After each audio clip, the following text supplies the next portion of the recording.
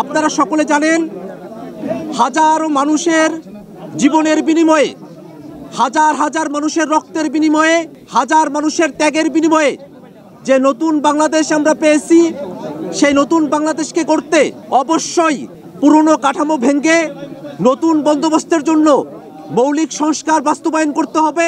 যারা গণহত্যা সংগঠিত করেছে, বাংলাদেশের উপরে মানবতা বিরোধী অপরাধ চাপিয়ে দিয়েছে, তাদেরকে বিচারের আওতায় নিয়ে আসতে হবে। একই সাথে বাংলাদেশের পুরনো যে সংবিধান, এই মুজিববাদী সংবিধান ফেলে দিয়ে নতুন এক সংবিধান প্রণয়ন করতে গণপরিষদ নির্বাচনের আয়োজন করতে হবে। এই সব কিছুর মধ্য দিয়ে এক নতুন বাংলাদেশ পুনর্গঠিত হবে। নতুন সেই বাংলাদেশ গড়তে সারা দেশব্যাপী গোটা জুলাই মাস সহ আমরা জাতীয় নাগরিক পার্টি এনসিপির পক্ষ থেকে জুলাই পদযাত্রা শুরু করেছি।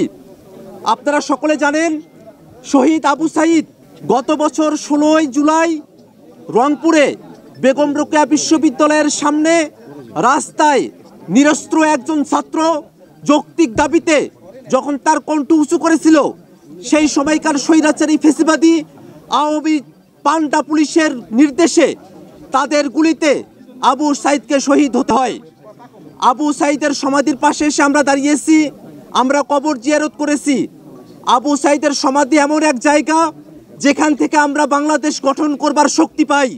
আবু সাঈদের কবর এমন এক জায়গা যেখানে আমাদের শোকের সমাপ্তি ঘটে।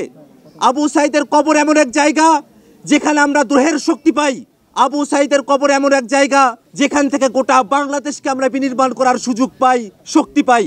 সে আবু সাঈদের কবরের পাশে এসে আমরা দাঁড়িয়েছি।